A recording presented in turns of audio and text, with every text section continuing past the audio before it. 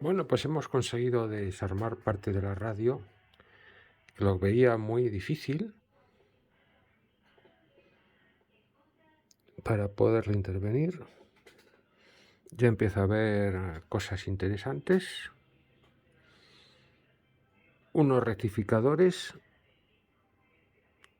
que no sé si serán de selenio, serán de cobre. Son muy planos.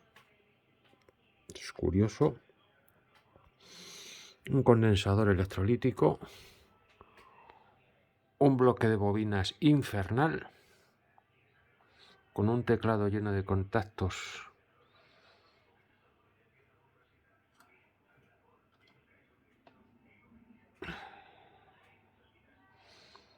Es que espero que no tenga averías muy graves. Sí es cierto que parece que esta radio no ha sido tocada nunca por dentro, afortunadamente. Y no es raro porque no es nada fácil llegar hasta aquí. Hay que quitar cientos de tornillos y averiguar cómo se abre, cosa que no es nada evidente.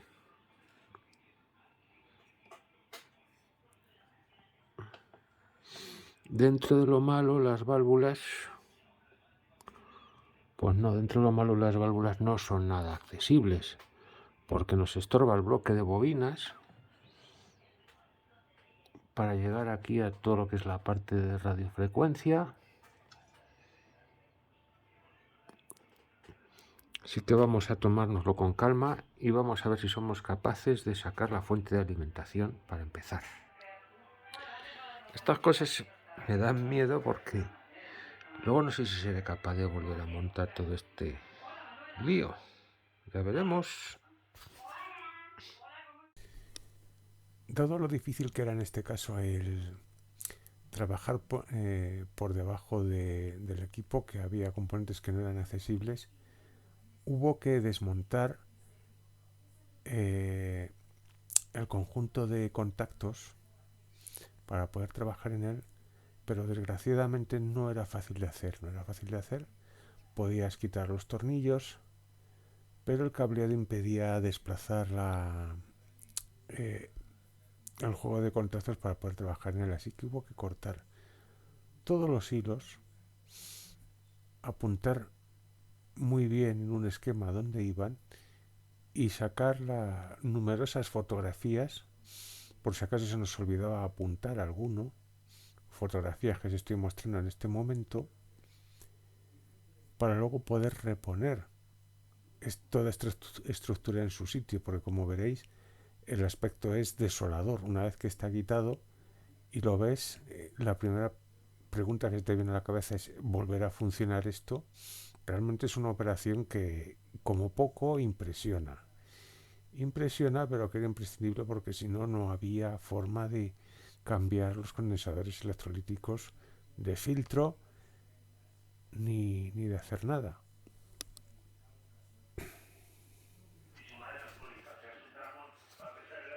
Hemos hecho aquí una escabechina importante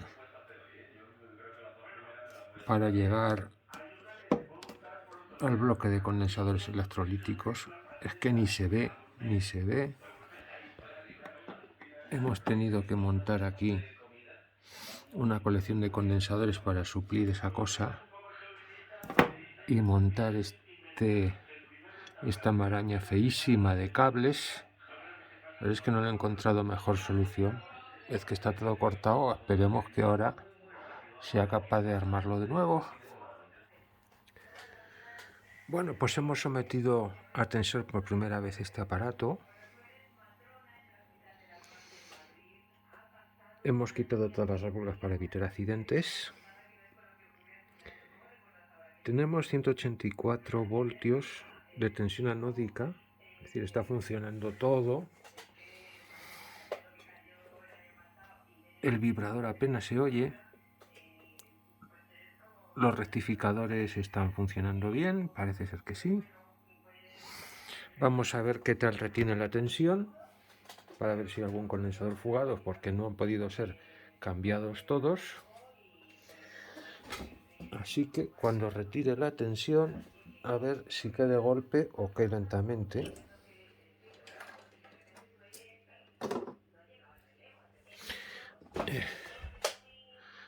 La tensión es retenida, con lo cual parece que no hay problemas en el circuito anódico.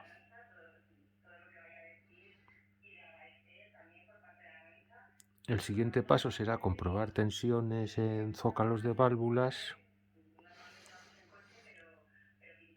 y tensiones anódicas e intentar ver si este aparato es capaz de recibir estaciones o no. Vamos a ver cómo está D más B. 33 miserables voltios. Si desconecto la pila de polarización, aún cae más, tira muchísimo la válvula, hace muchísimo ruido. Es decir, es evidente que no puede, la fuente basada en el vibrador no puede con ella, es decir, algo ocurre ahí. Vamos a quitar el paso final, que es la parte de la radio que más consume.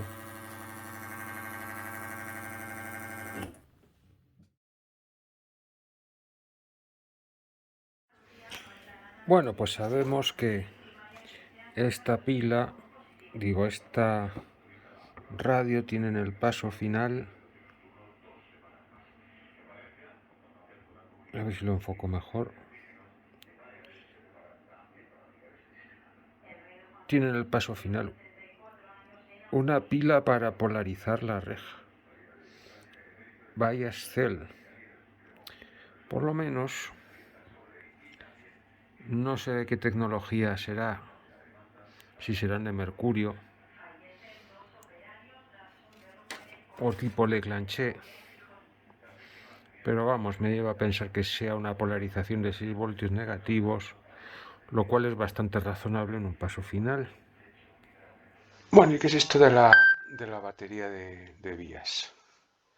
Pues es una simple pila seca que proporciona la tensión negativa de rejilla, evitando la utilización de una resistencia de cátodo con su correspondiente condensador en paralelo, y que el fabricante aseguraba que reducía costes. Este tipo de batería, como la que vemos aquí, que son como las que he enseñado, se introdujeron en 1936 para ser instaladas de forma permanente. Se supone que no había que cambiarlas nunca, puesto que al no circular corriente por ellas, que proporciona solamente una tensión de referencia para la válvula, durarían toda la vida útil del aparato. Aún así, venían unos soportes que permitían reemplazarlas, pero que desde luego en esta radio no está nada accesible. Y con esto, pues, se aseguraban en la propaganda que tenían una fuente de referencia estable, sin ruidos, que no se averiaba, aseguraban que no se gastaba. Yo ahí tengo mis dudas, duraría más o menos años, pero la conclusión que llegué es que se trata de las antiguas pilas secas que conocíamos antes de la llegada de las pilas alcalinas, que se componían de un electrodo de grafito, una cápsula de zinc y un electrolito de dióxido de manganeso. Las personas que tengáis más edad, pues a lo mejor recordéis aquellas pilas que desarmábamos de pequeños, que sacábamos la barra de grafito dentro y que dentro había una pasta negra pringosa. Pues es de ese tipo de pilas. Se ve que se compone de una cápsula de zinc, el tapón es de grafito y con un aislante se evita el cortocircuito, y con eso se podían conseguir las vías de 1 voltio y de 1,2 voltios. Pues bien, se supone que se quedaban ahí instaladas y lo que dura es el aparato. Aquí ha habido que cambiarla porque, claro, pedirle una pila que dure 70 años es mucho pedirle. Así que con la que le hemos puesto una pila alcalina, esperemos que le dure por lo menos 10 años más. Sí es cierto que por lo menos estas no se sulfatan y provocan destrozos, porque después de 70 años estaban relativamente bien. También he oído por ahí que eh, se pueden reactivar abriendo un agujero en la cápsula y metiendo unas gotas de agua destilada. Sinceramente, no voy a probar semejante cosa. Pues tenemos pito más que decente. Tenía puesto como tierra un cable que no era tierra y no sé qué es, que metía muchísimo zumbido, y aunque tiene mucho zumbido todavía, pero ya ha cambiado la cosa radicalmente. Lo que pasa es que todavía no sintoniza nada. Bueno, pues hemos conseguido hacer que suene con su vibrador. La tensión es escasa, 74 voltios.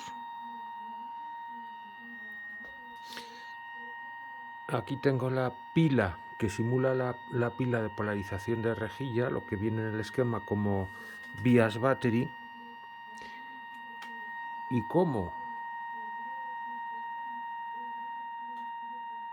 variando la polarización, el paso final devora más o menos corriente de la fuente de alimentación. Es curioso. Esta advertencia la vi en un vídeo de un norteamericano que advertía que este aparato, sin esta batería, que va situada ahí oculta, el paso final se convierte en un cerdo de corriente, literalmente.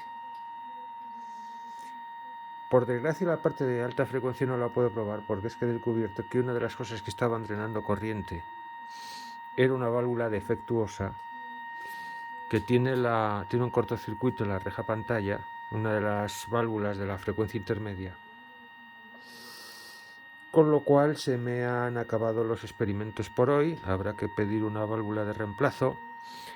Afortunadamente no es especialmente cara, son unos 6 euros la válvula más los portes, con lo cual pediré, no sé si pedir un juego completo de estas válvulas, porque el precio que tienen por amortizar los portes, pues casi que me conviene. Pero digamos que está funcionando prácticamente con su fuente de alimentación original. Aquí esta es la batería de condensadores que tuve que poner para sustituir al condensador de filtro, que estaba dañado. No, lo siguiente, o sea, capacidad nula, 0. Si interrumpo la fuente de sonido, aumentará la tensión anódica, porque no trabaja tanto la válvula, sube hasta casi 80 voltios. Y aquí llega el soniquete del vibrador. Es decir, el vibrador es más que mejorable. Estoy alimentando el aparato a unos 116 voltios. Este aparato se supone que trabaja a 110 voltios. La tensión de filamento de las válvulas en este momento es de 1 voltio, según especificaciones. Y el rectificador parece que tiene un comportamiento correcto.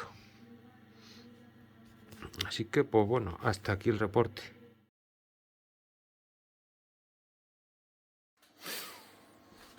Bueno, hemos logrado acceso a la primera amplificadora de frecuencia intermedia. No es la... Es otra cosa. A ver qué es esto.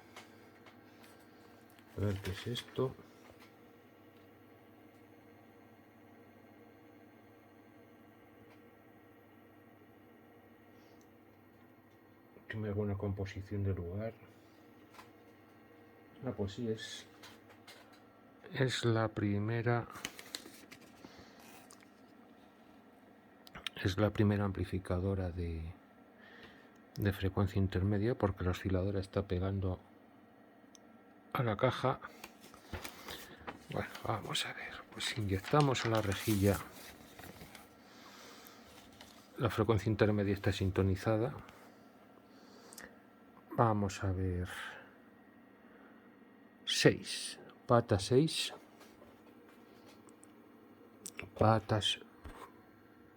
pata 6,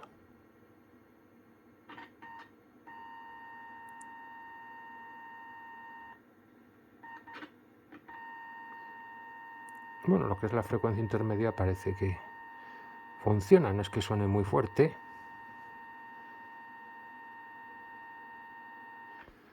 Estoy metiendo 111 voltios al transformador de la radio, lo que nos da 0,9 voltios de filamentos, con lo cual no los estamos forzando. Una vez más a las 6 de este origami increíble. Espero no cascar nada con tanto movimiento de piezas. Mira este.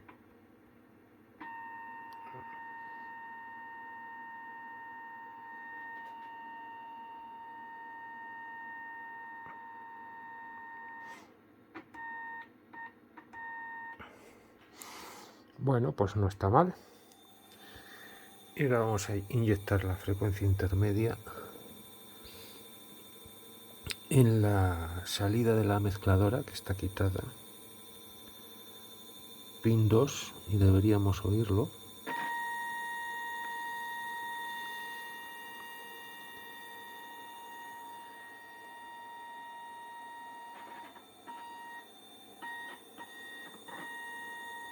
Ahí se queda.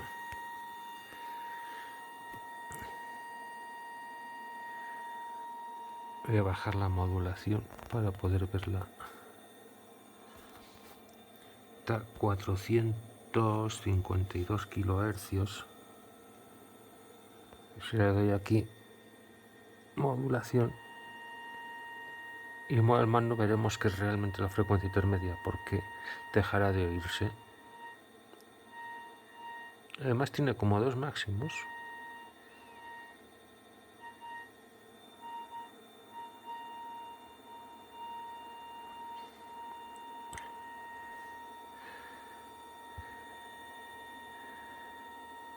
Están, parecen 464.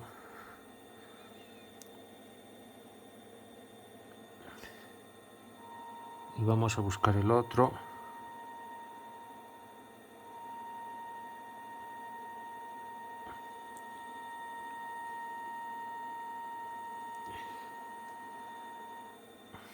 Está en 454. Bien, bastante cerca de 455. Es curioso que tenga 2 máximos, eso me lleva a pensar que los botes de frecuencia intermedia no estén ajustados exactamente igual. Pero hasta que no me llegue la conversora nueva, eso no lo puedo probar. Aquí es más notable el efecto de la pila de polarización o el bias battery, como viene en el esquema, porque si lo desconecto empieza a tirar de corriente y se nos quedan las válvulas sin tensión anódica por el tirón que pega el paso final. Si lo vuelvo a conectar, vuelve a funcionar. Pues bueno, en este momento tenemos la radio que está funcionando, la fuente de alimentación y 4 válvulas. Ves aquí los 2 botes de frecuencia intermedia habituales. Ahí iría la conversora de frecuencia, el primer paso de frecuencia intermedia al que estamos habituados, pero aquí en otro tipo de reactor esperaríamos ya ver la detectora, y no, tenemos un paso de amplificación adicional, este de aquí, que luego ataca a la detectora esta y al paso final.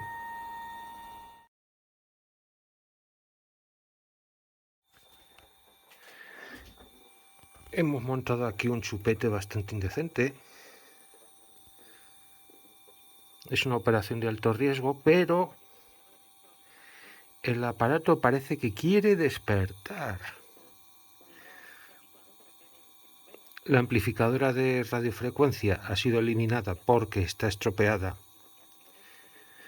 La osciladora mezcladora está también estropeada. Y hemos montado aquí un engendrillo y hemos sustituido el heptodo por una tríodo exodo, que ya expliqué el procedimiento cuando arreglé la Tombstone y ciertamente suena fatal, pero está sintonizando Moderna, que es la corrección política, y la mentira postmoderna, que es la posverdad. suena fatal, pero estoy contenta porque es la primera vez que este aparato reacciona. Voy a darle un poco más de tensión anódica, un poquito. La Casa Blanca lanzando todas las noches 100 tweets de posverdades, ¿no? Pero nos sienten nosotros que no dejan de emularlo y creo que Pero está funcionando. No puedo dar al mando de sintonía, he tenido que hacer aquí unas maniobras bastante complicadas. A ver si consigo, porque es que o tengo abierta la tapa o le doy al mando. Vamos a buscar otra emisora.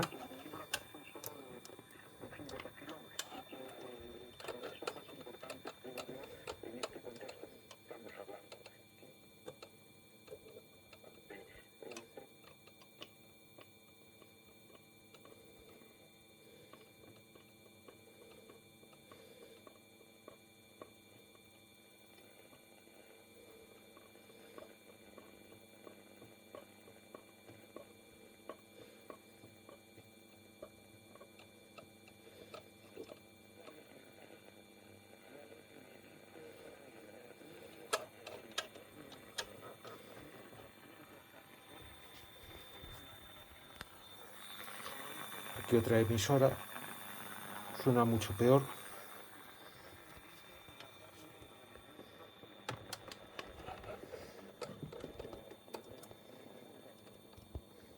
Vamos a irnos a Radio Nacional, que es la que llega más fuerte. Esto no son maneras de trabajar, desde luego.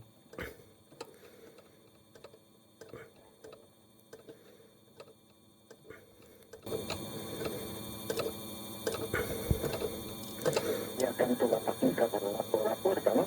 Pero sobre todo en los campos del mundo anglosajón, porque yo creo que esto todavía no digamos, se está dando una... Pero está sonando, está sonando.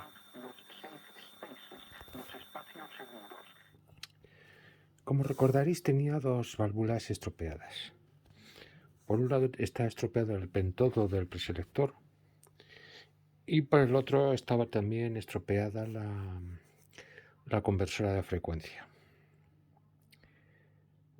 Como soy una persona bastante impaciente, tenía curiosidad por saber cómo funcionaba la etapa conversora mientras esperaba la llegada de los repuestos. Así que empleé la siguiente táctica. Aquí vemos la 1LC6, que es la válvula que monta este receptor, y yo por otro lado en el cajón tenía una ECH81. Parecen dos válvulas tremendamente distintas. De hecho, una es un heptodo, la otra es un tríodo exodo o heptodo, que en apariencia no se parecen en nada. De hecho, estas las alimentaciones son distintas. Estos filamentos de 1 voltio, es de caldeo directo. Las tensiones anódicas son de alrededor de 90 voltios. Las tensiones anódicas son de alrededor de 250 voltios. El filamento es de 6,3 voltios y además está separado del cátodo. Aquí el filamento es el propio cátodo. Así que son distintas estas válvulas. Pues y si os dijera que no son tan diferentes, que en realidad son lo mismo, salvando las pequeñas diferencias constructivas y obviamente las tensiones de trabajo de estas dos válvulas. Aquí no vemos el tríodo y aquí vemos que hay un tríodo adicional. Pues bien, y si os dijera que aquí dentro hay un tríodo, pues es esto de aquí es un tríodo que está en serie en el flujo de electrones hacia la válvula. Tiene un tríodo que está en serie. Esta rejilla normalmente se conoce con el nombre de rejilla anódica porque está haciendo las funciones de placa de este tríodo, digamos que está oculto dentro del électrodo. Y aquí vemos que está separado. Vamos a ver cómo haríamos una etapa conversora con una válvula de tipo ECH81. Pues como necesitamos un oscilador local, construiremos aquí un oscilador local genérico. No es exactamente lo que hay, pero para el ejemplo nos va a valer. Ponemos aquí nuestra bobina de reacción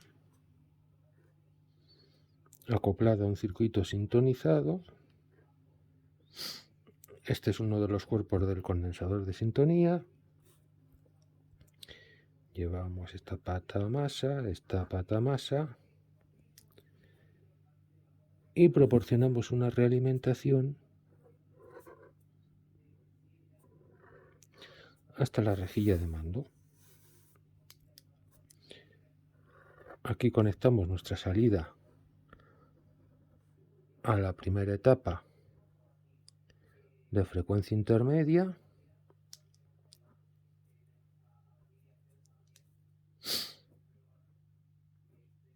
Este es el primer bote de FEI.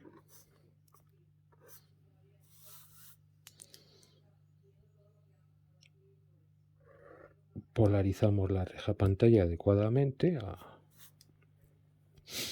unos 200 voltios, por ejemplo, positivos. Y por aquí metemos en esta otra rejilla, que es también una rejilla de mando, la unimos a la rejilla del triodo. Muchas veces esta rejilla ya viene internamente unida. Esto no es una ECH81 porque ya viene de fábrica unida por dentro las dos rejillas. Y por aquí nos entraría la señal procedente del preselector proveniente del correspondiente circuito sintonizado. Aquí otro cuerpo del condensador de sintonía.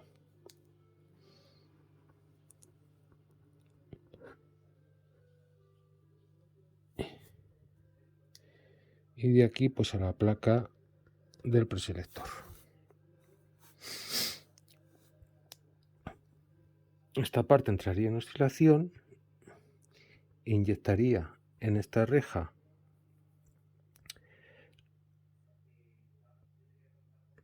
la tensión oscilante procedente del oscilador local, que haría que aquí hubiera un flujo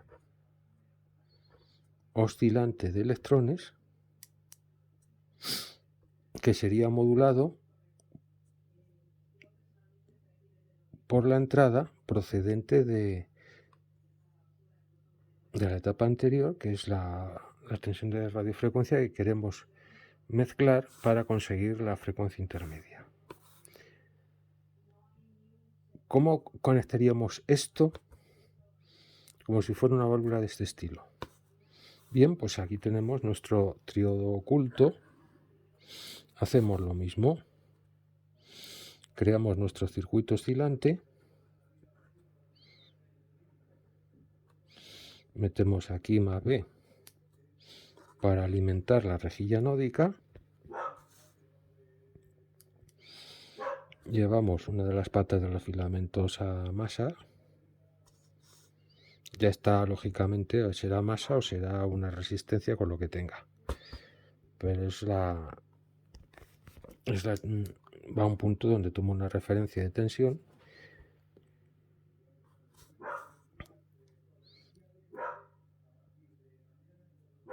Llevamos este punto a masa y llevamos la señal para hacer la realimentación a la rejilla de este triodo.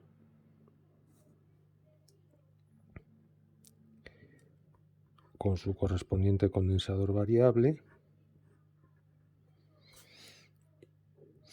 ¿Y qué tenemos aquí? Pues tenemos que el triodo, en vez de estar conectado por la rejilla, como en este caso, a la otra rejilla de la otra sección de la válvula, digamos que este triodo, el flujo de electrones de este triodo está en serie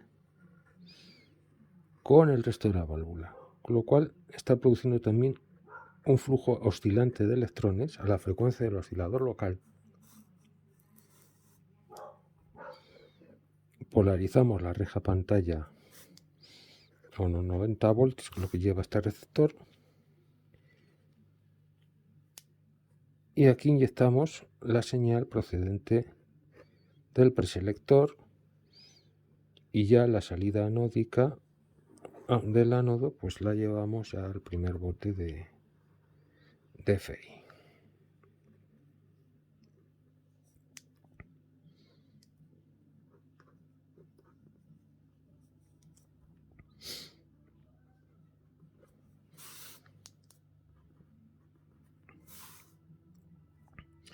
Y es lo que hemos hecho. Desgraciadamente, como me faltaba la preselectora, el experimento pues no iba a hacer que sonase bien en condiciones, pero por lo menos quería ver si era capaz de sintonizar aunque fuera de forma precaria. Lógicamente carecía de la capacidad amplificadora del preselector, que vendría a este punto, aunque aquí ya estaría el propio circuito sintonizado de la salida del preselector con uno de los cuerpos del condensador variable.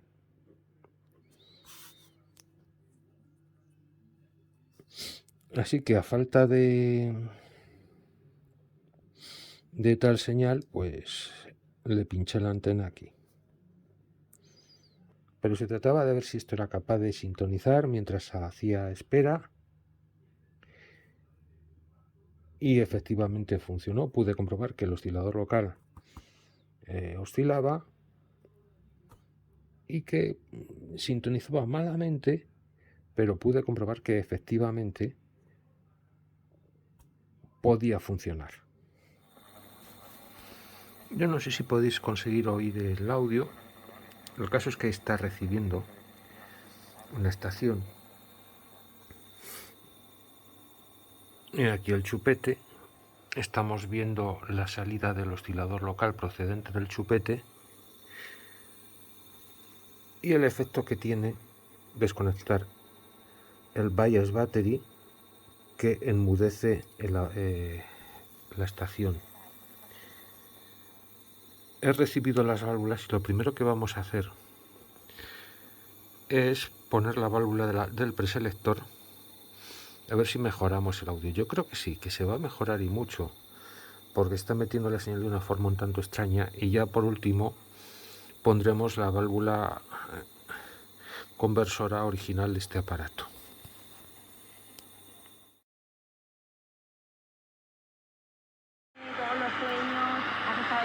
Vamos avanzando poco a poco con este aparato.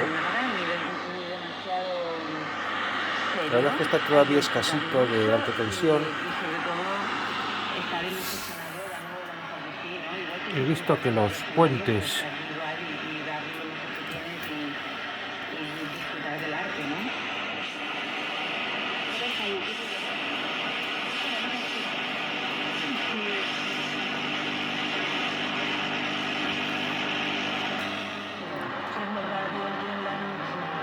sigue sonando espantosa.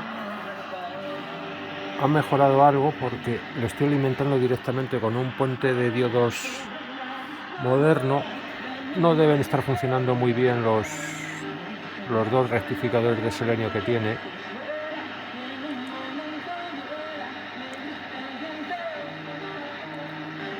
El zumbador apenas se oye, tiene muchísimo ruido.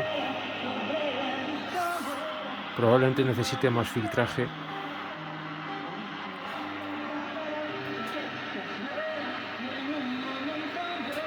Y el bias battery, pues efectivamente si le desconecto se queda muda porque empieza a tirar mucha tensión y la tensión cae. Y actualmente estoy consiguiendo unos 100 voltios de más B con el zumbador. Vuelve Radio Hora, el auténtico, el genuino, el original.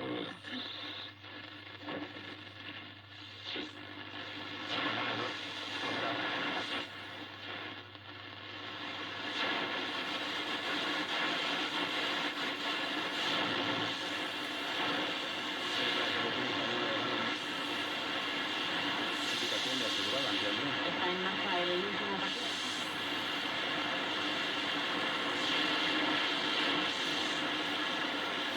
Las 6:04 en Canarias.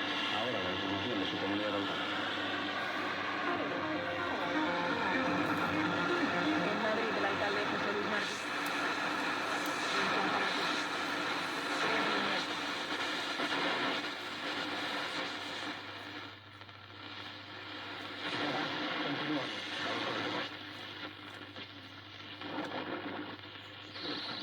Gran Casa.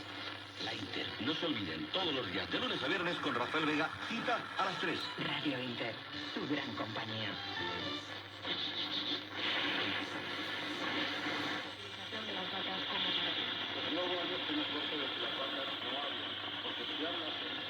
¿Eh? 21 89 04 679 21 89. Como veis, hay un ruido de estática de fondo tremenda y apenas se percibe en las estaciones de bajo. Esto nos indica dos cosas. Por un lado, el haber instalado la válvula de la etapa preselectora no está aportando señal, está aportando mucho ruido, lo cual significa dos cosas. Efectivamente, la etapa está amplificando y mucho, pero no está amplificando las señales de las estaciones de radio. Esto se puede deber a dos motivos. Que la antena de cuadro no esté bien y no esté captando las emisoras correctamente, o que el aparato esté terriblemente desajustado, o ambas cosas a la vez.